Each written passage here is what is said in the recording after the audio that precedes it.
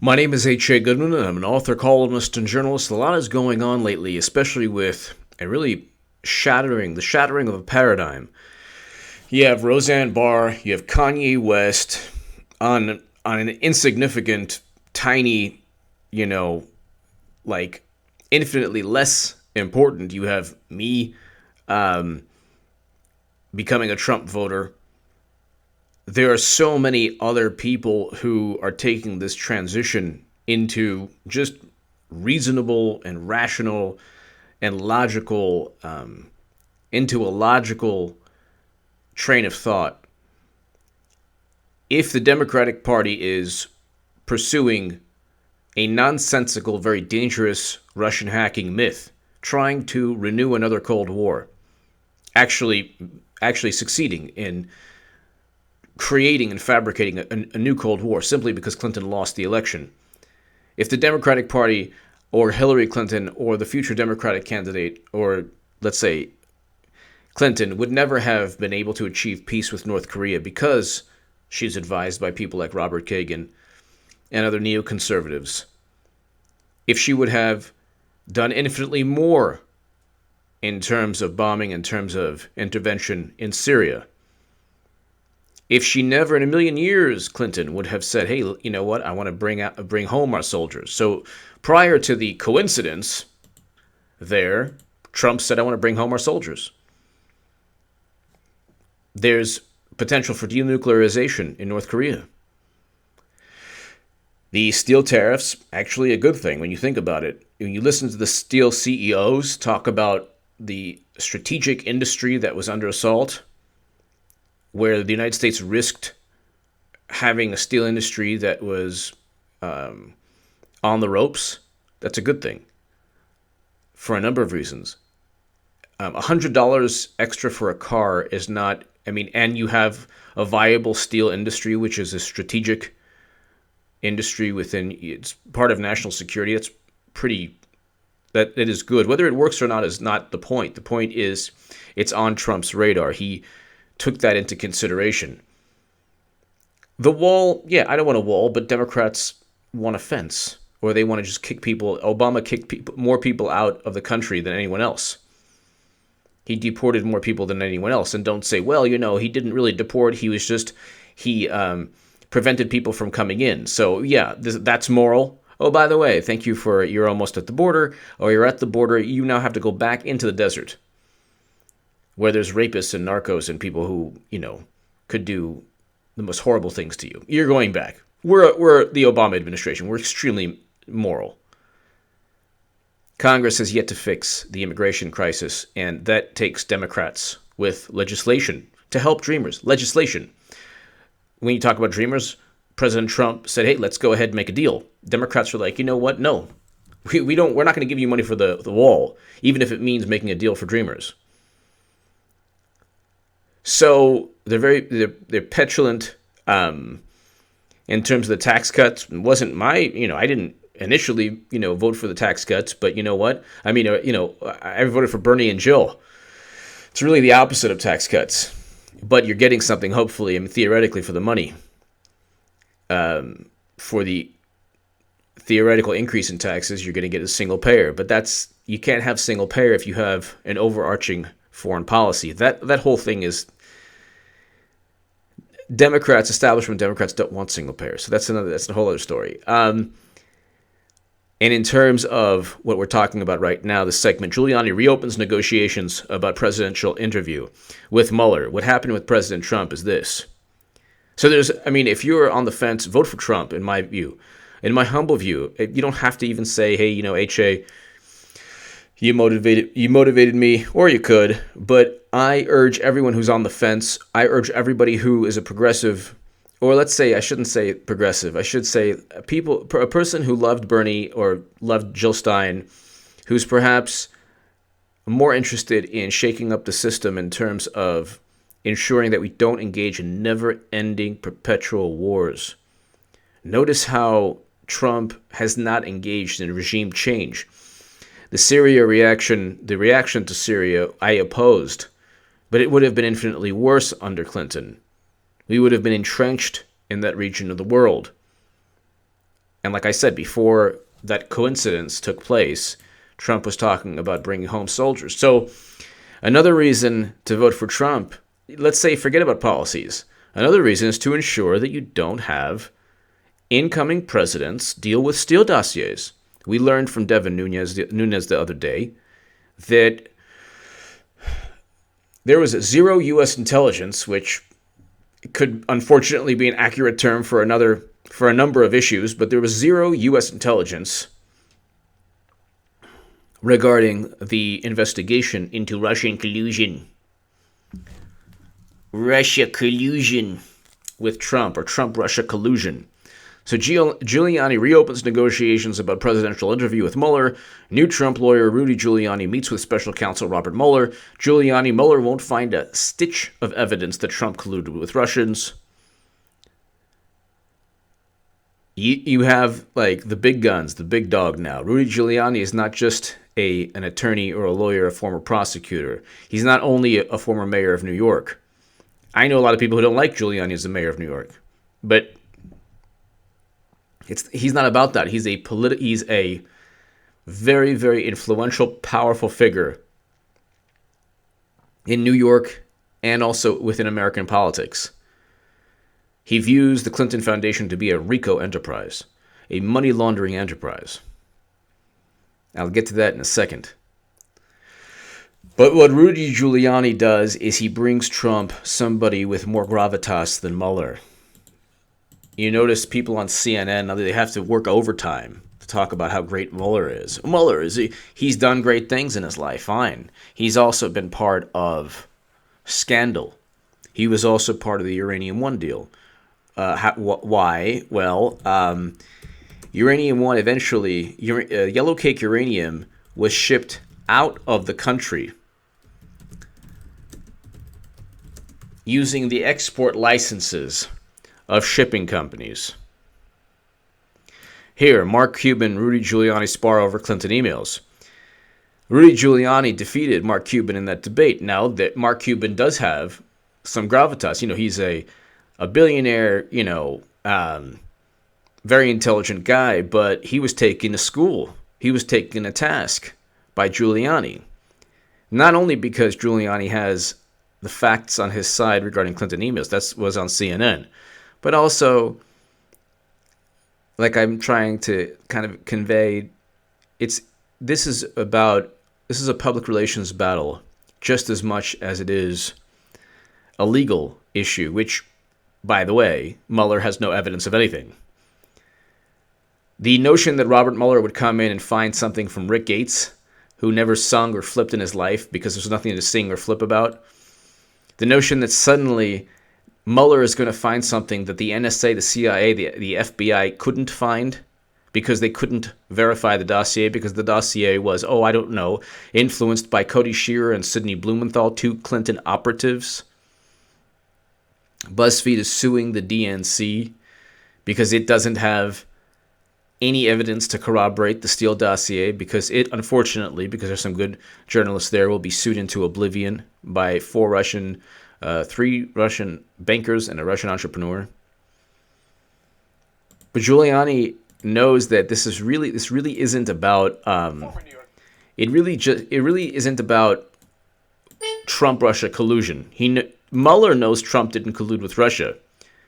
What Mueller is there for is to validate the existence of a special counsel started by the illegal leaking of memos.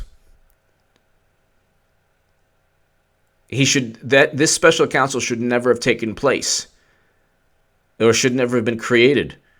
There was not enough evidence to create the special counsel, and the only evidence was this fabricated notion that Trump obstructed justice by firing James Comey, who would have just found, he was just so close to finding information that Mueller still doesn't have now. He didn't even verify the Steele dossier. So why would it be obstruction? Usually we don't outsource intelligence. The United States of America did not say, hey, other countries, do our work for us during the Gulf War, during the ousting of Saddam Hussein. Operation Iraqi Freedom. They didn't just outsource. They didn't just outsource,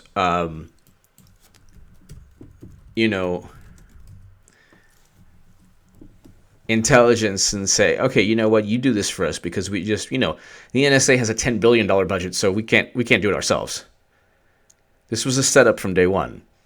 It's not conspiracy. It's not. I have a great deal of respect for Alan Dershowitz, but Alan Dershowitz, when Joseph de Geneva stated, this is a wide-ranging plot to ensnare or entrap the president, starting with the Steele dossier and the text messages and all that stuff. I forgot exactly what took place, but it was an exchange, and then, Professor Dershowitz said, well, I don't believe that all of, there's some kind of, people are that smart enough to conspire, and I'm not into that conspiracy theory. And he used that phrase, and how can it be a conspiracy theory? The only conspiracy theory would be that let's see, Susan Rice independently unmasked names. James Comey independently used the Steele dossier to intimidate Trump. Sidney Blumenthal and Cody Shear just happened to be part of the dossier process. Andrew McCabe just happened to lie under oath to save face because he just happened to get $700,000 from Terry McAuliffe, who just happens to be Clinton's money man, one of the biggest fundraisers for the Democratic Party. And then you have Bruce and Nellie Orr. What a coincidence. Bruce Orr was at the DOJ, Obama's DOJ. What a coincidence. Oh, and another giving the Steele dossier to the FBI. Another coincidence is that Loretta Lynch met with Bill Clinton.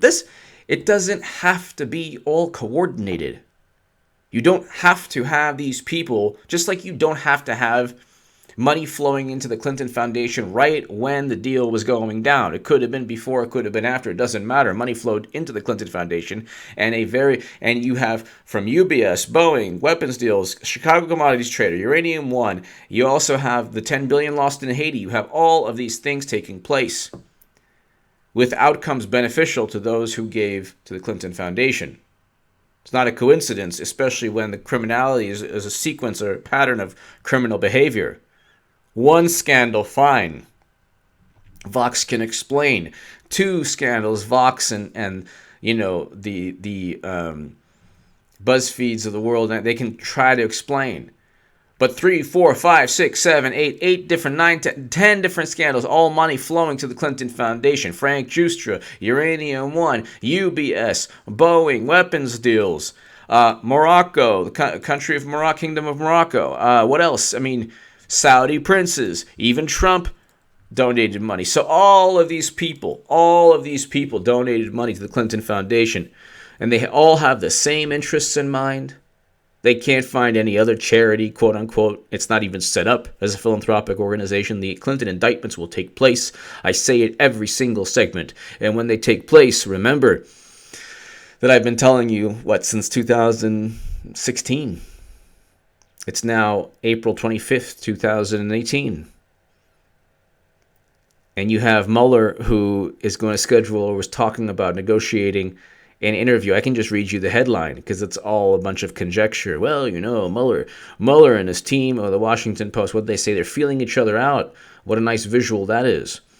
Mueller's team is feeling out Rudy Giuliani's team. What does Mueller's team have? They have no hand. If it's a poker game, they have no cards. They'll write a report to appease the people who lost and blamed Russia. You now have, unfortunately, the Democratic Party has been successful, ladies and gentlemen. Very successful, which is another reason I kind of just said, you know what, I wasn't going to officially come out as a Trump supporter. I didn't plan to. I kind of knew I was leaning in that direction the past couple of months. But I wasn't planning on it for at least, a year, 2 years, or a while. I woke up one morning and the DNC is suing Russia, Donald Trump, WikiLeaks, Santa Claus, the Loch Ness Monster, the Wolfman, the Tooth Fairy, Fonzie, who else? Puppies, baby seals, and dandelions. And, you can just name, they're probably going to sue other things too that we all love. So, I mean, they're out of their effing minds. This is a profanity alert. Do not listen. Do not listen if you don't want to hear profanity. Do not listen. So I said to myself, okay, you motherfuckers are suing everything on the planet. And WikiLeaks also? A publisher? When Julian Assange is suffering in solitary confinement? And you're going to sue WikiLeaks? When the evidence points to actually the DNC making up and fabricating everything? The discovery phase is going to be hilarious. You can't, it's not admissible in court, the confidence levels of intelligence agencies. You can't simply, because then Russia will be like, yeah, good, the FSB has their own intelligence, whatever. It's a wash. What are you going to say, that the NSA is moderately confident with their $10 billion budget? We don't even know what the real budget is of the NSA. It's around $10 billion. It's 10 times, almost 10 times the amount of money that Clinton lost, $1.2 billion. And then you have like Bill Maher, who was confronted by Geraldo Rivera saying, well, we already know there was treason. The Trump Jr. meeting. So who cares? Mueller hasn't even spoken to Natalia Veselinskaya, the Russian lawyer. Why? Because there's nothing there.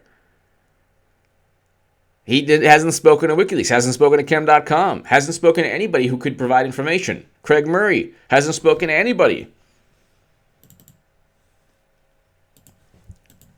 that could provide any information as to what really happened. And they know what happened.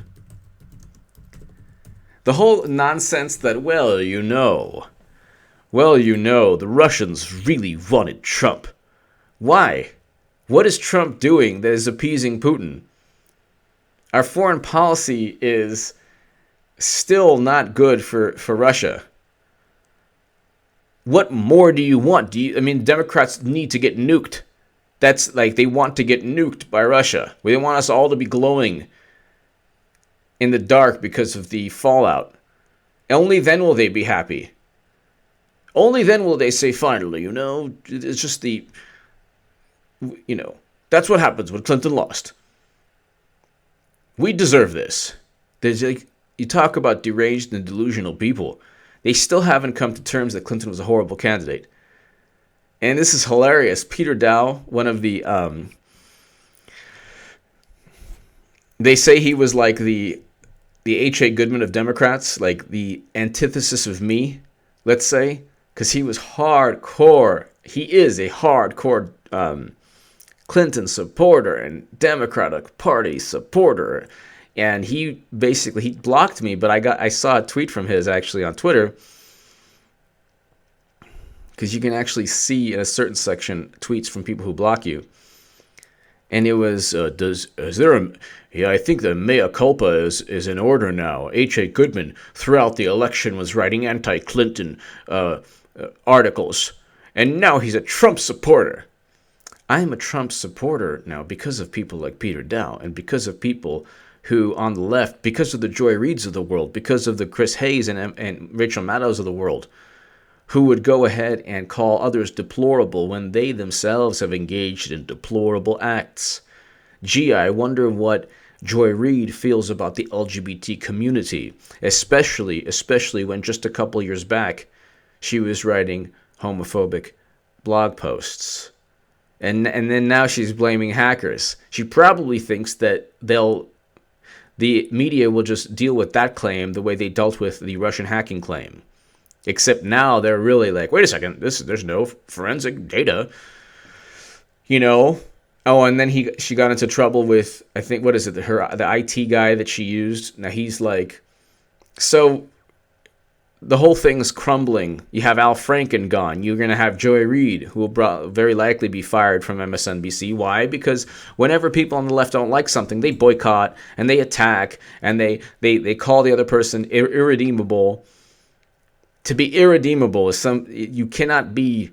There's no you are not giving that person just mercy or leniency or compassion. The Democratic Party people on the left love to attack and condemn and judge, when they themselves, though, have no business judging anyone. Their houses are made of the most brittle glass. You don't even need a stone to break the glass of their house. Just a pebble, or just maybe, a little tiny grain of sand. They're the biggest hypocrites on the planet. But let's get to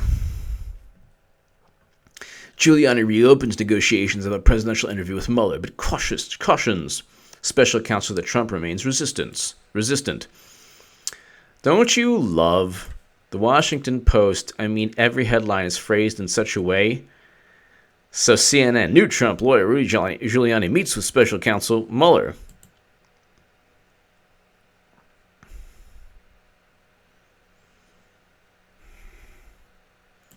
And then New York Times, Robert Mueller's last resort. It's a nightmarish scenario. No, it's not. But it's not hard to imagine President Trump growing tired of the Russia investigation as it closes in on him. Right. Fires Robert S. Mueller III and moves to dismantle the office of special counsel. Then you have, it's not a nightmarish scenario. It's been a year. You can't find information out of it. He was spied on since 2015 by GCHQ. They had this Steele dossier. Nothing was verified. The important parts were verified. Really? What? What was verified? None of the salacious and none of the accusations of people meeting with operatives have been verified. No link from the Trump campaign to Russia has been verified, which is why BuzzFeed is suing the DNC.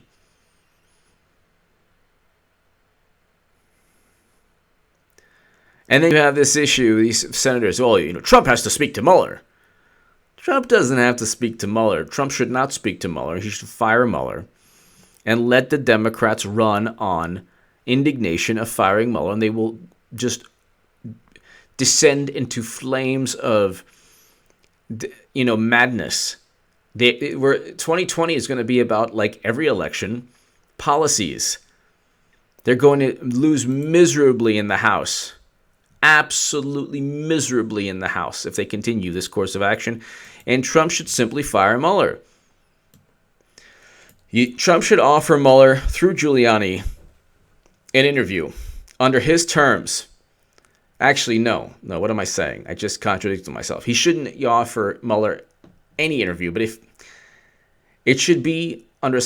he does, it should be under such terms that Mueller then says, no, I'm not going to talk to Trump, and then Trump fires Mueller. Giuliani is more powerful politically than Mueller, more influential than Mueller, knows more about the law than Mueller, and Mueller was engaged in a whole bunch of shady activity, especially indicting or convicting there was an FBI bribery and racketeering scandal while the Committee on Foreign Investment was looking at the Uranium One deal.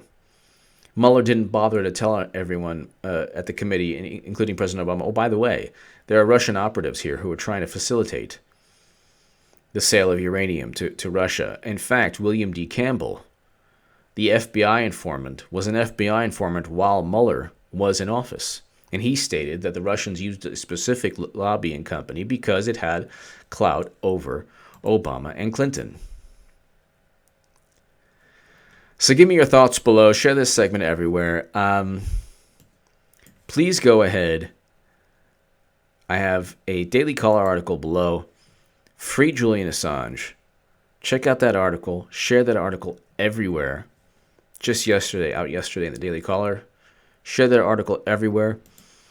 And so that's it. That's the main thing. I'll leave you with this. This is Rudy Giuliani, the same man who met with Mueller to discuss an interview that, if you have Rudy Giuliani on your side, I doubt any interview is going to... I doubt that Mueller is going to be able to ask any questions that could entrap Trump, but still, I don't think that he should meet with Mueller. I think he should fire Mueller, but if he does, he should make Giuliani... he should make Giuliani get Mueller to agree to only certain questions, and that's it. To ensure that there's no entrapment, to ensure there's no, gotcha. Because there's zero evidence of Trump-Russia collusion. He didn't need to collude with Russia. This is not about the integrity of U.S. elections. The integrity of... Go ahead and indict David Brock for the $1 million he spent annoying and insulting people online. Or the overt media collusion of friendly journalists like Maggie Haberman and Glenn Thrush at the New York Times. This is all the WikiLeaks emails. But here's Rudy Giuliani. Basically, a funding operation department. They prove to me quite clearly that the State Department became basically a funding operation for the Clinton Foundation. I mean, the Clinton Foundation was raising the money, and then they were getting special access to the State Department in exchange for the money. Special access meaning getting to see the American ambassador to Lebanon. That cost $1 to $5 million. Getting to get special benefits for UBS. That cost something like $2 million. Mind you, when you listen to Giuliani bring up the Clinton Foundation, he also knows that the Mueller probe is an extension of the Clinton Foundation. She purchased a FISA warrant. She also purchased a CrowdStrike. She purchased a Russian hacking myth, and she purchased a FISA warrant to fabricate Trump-Russia collusion through the Steele dossier. She purchased the Steele dossier without letting the Federal Election Commission know. The money went through her law firm. So she just basically purchased a Steele dossier. You can go on and on and on. Basically, here's the way I look at it. The Clinton Foundation is a fraud.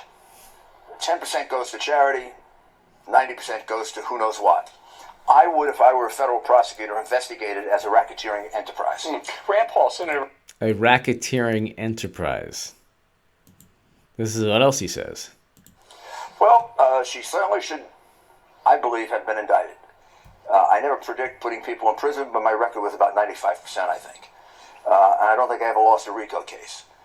And I'm the first one to actually use RICO. First against the mafia, then against white-collar criminals. This is RICO? Yeah. This is classic RICO, yeah? This is a classic RICO enterprise. You know what this is? This is the big league version of what the Clintons did in Arkansas, where they used the Rose Law Firm. You had to hire the Rose Law Firm. Hillary got paid by the Rose Law Firm, never showed up for work.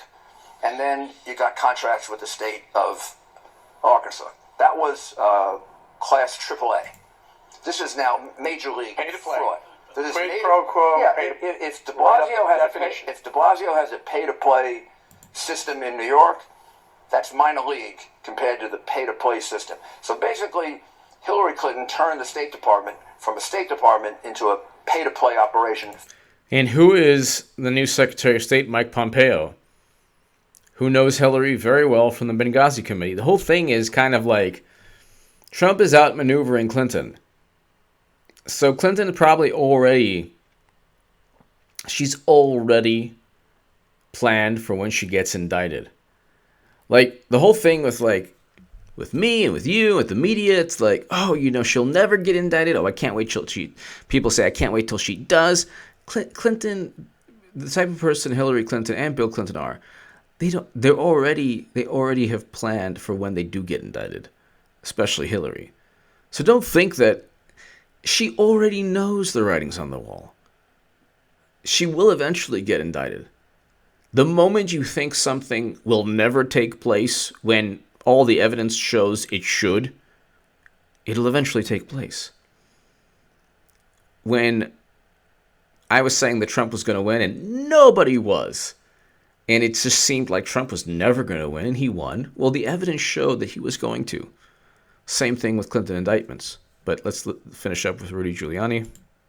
For the Clintons. I come from the business world. You know what this is akin to? This is akin to insider trading. Well, if you have access, this is the same thing, is it not? Well, this is, first of all, it's a clear violation of the federal law against conflict of interest, which carries 2 years in prison for every count.